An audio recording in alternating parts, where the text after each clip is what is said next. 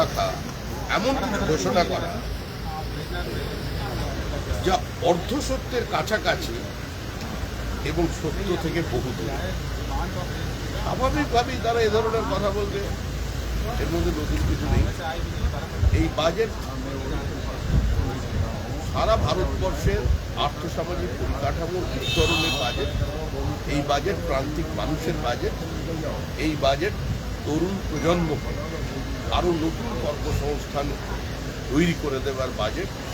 এই বাজেট ভারতবর্ষের বিনিয়োগ বাড়াবে, এই বাজেট ভারতবর্ষের তরুণ তরুণীকে স্বনির্ভর হতে সাহায্য করবে, এই বাজেট প্রান্তিক মহিলাদের বাজেট, এই বাজেট নারী শক্তির উত্তরণের বাজেট, এই বাজেট সারা ভারতবর্ষের বেসিক ইনফ্রাস্ট্রাকচার ডেভেলপমেন্ট করার বাজেট। ক্যাপিটাল আউটলে বেড়েছে, কর্মসংস্থান বাড়বে, শিল্পে সুস্থ প্রতিযোগিতা বাড়বে, বিভিন্ন আন্তর্জাতিক ব্র্যান্ডেড কোম্পানি তারা ভারতবর্ষে আসবে।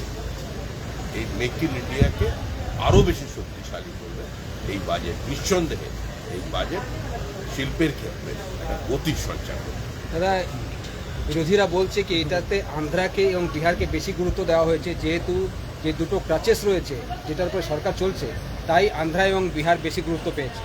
দেখুন, এই মুহূর্তে অন্ধ্রপ্রদেশের ঠিক কী পরিস্থিতি প্রত্যেক মানুষের জানে।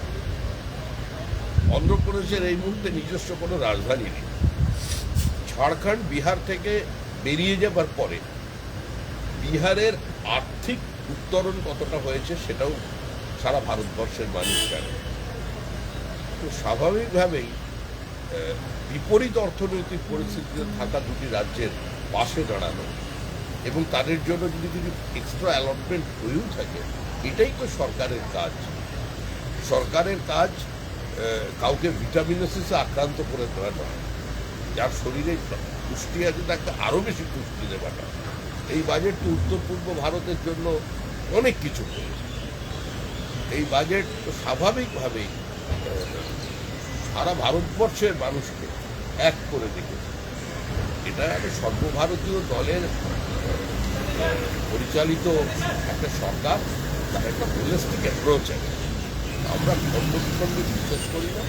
আমরা মনে করি প্রথমে আমরা ভারতীয়, তারপরে বিহারি, তারপরে অন্ধ্রপ্রদেশ, তারপরে বাংলা।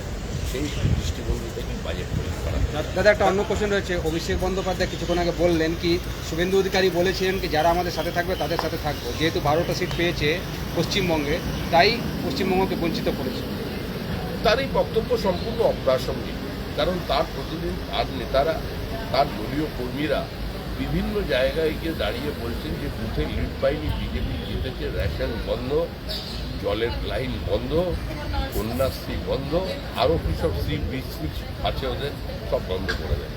তো আপনাদেরই বিভিন্ন চ্যানেলে আপনারাই সংবাদ মাধ্যম প্রতিদিন দেখিয়ে চলেছে বিধায়ক থেকে সাংসদ এবং ছোট কোচি নেতা, মানে শিশু থেকে বিশু, একই ভাষায় ওদের কথা বলে। যাদের যেটা সংস্কৃতি তারা সেইভাবে বলছে। দাদা, আজকে মুখ্যমন্ত্রী তিনি রাজ্যপালকে কার্যত হুঁশিয়ারি দিয়েছেন। তিনি বলেছেন যে রাজ্যপালে তো বলতে চান না, রাজ্যপালে তো বলতে চান না। তিনি রাজ্যপালকে বলেছেন যে বেলাইন হবেন না, লাইনে চলুন, আপনি পক্ষপাতদুষ্ট হলে মানুষ আপনাকে জবাব দেবে। বলেছে আপনি পক্ষপাতদুষ্ট হয়ে চললে মানুষ এবার আপনাকে জবাব দেবে। এটা তো হুঁশিয়ারি দিচ্ছেন মুখ্যমন্ত্রী। তার মানে এটা এক ধরনের প্রভোকেশন। মানুষ জবাব দেবে কি, মানে তৃণমূলের কিছু লোককে খেপিয়ে দেওয়া হবে রাজ্যপালের গাড়ি গেলে, যেভাবে বিরোধী দলনেতার বা বিজেপির সর্বভারতীয় সভাপতি জেপি নাড্ডার গাড়ির ওপরে পাথর ছোঁড়া হয়। এবার হয়তো রাজ্যপাল আক্রান্ত হবে, ফিজিক্যালি অ্যাসল্ট করা হবে তাকে। এর অর্থ তো এটাই দাঁড়ায়, আমরা এটাই বুঝি।